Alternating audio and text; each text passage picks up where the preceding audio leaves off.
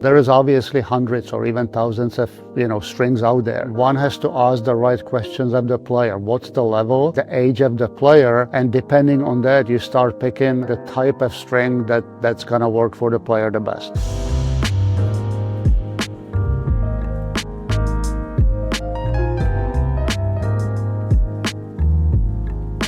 My name is Prokes. I'm the owner of RPNY Tennis here in New York City. I've been in the business of, stringing and tennis shops and traveling stringing for about 40 plus years. Worked with, the big names from John McEnroe, Andre Agassi, Andy Roddick, stringing for the Fed Cup team, Davis Cup team, all the way up to now, and obviously running local shops as well. In general, there is obviously hundreds or even thousands of strings out there. There is really three types. It's a natural gut, it's a soft multi-filament, and then you have the variety of polyester strings. The best way to do it is go to your local smaller shop. For the most part, you're gonna talk to somebody who knows what to ask you, who's going to ask the right questions, and then they will guide you to the right type of racket, meaning the right grip size, the right weight of the racket, the right head size of the racket, and then they'll follow it up with the same type of question and basically match the racket with the right string for you.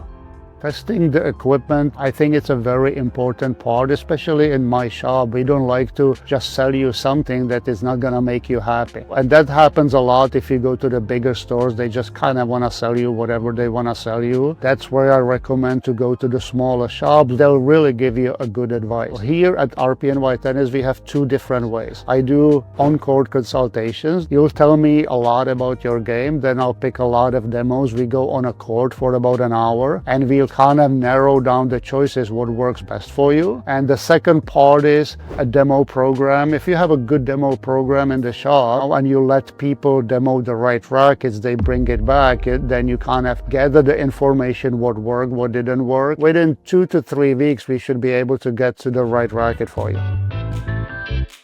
Picking a grip size on a tennis racket is kind of very important, and is one of the first things that as you walk into the store, I'll put a racket in your hand and I'll already take a quick peek kind of what grip size would fit you. In general, you don't want to be too big. In the older times, everybody would use larger grip sizes because they used to play a different style. The smaller grip sizes just play better. It allows you for generating more racket head speed and more spin. The head size of the tennis racket, there is obviously variety of them, but I would say 98 or smaller, and the other category would be 100 or larger. The smaller head sizes have a smaller sweet spot, so you want to recommend it to a better player, somebody who can move well. So a lot of times I ask people, how do you move on a court? If you're a good mover, you can get away with the smaller head sizes. Somebody who is a little bit maybe not as good with their feet and they don't move as well, the larger racket offers larger sweet spot. It becomes easier to play the game of tennis. Speaking of the racket lengths of the tennis rackets, they used to use 28-inch racket. Over the years, it kind of went away because back then the rackets were heavy and long. It evolved into a lot of arm problems, so everybody started playing with a standard 27-inch. Kind of prefer, and I like, a little bit extended racket because again, you have better reach. It helps you with the serve. Again, it's all connected to how do you move.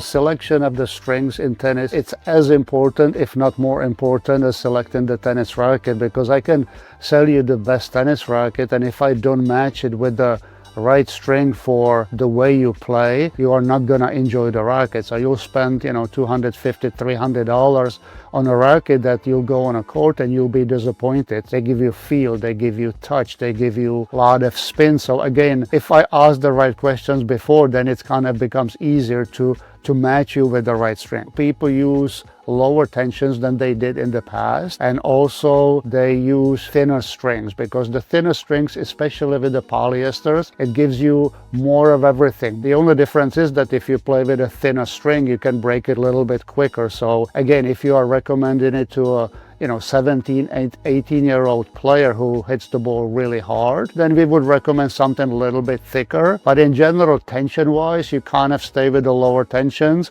because that gives you, more feel and it's easier on the arm.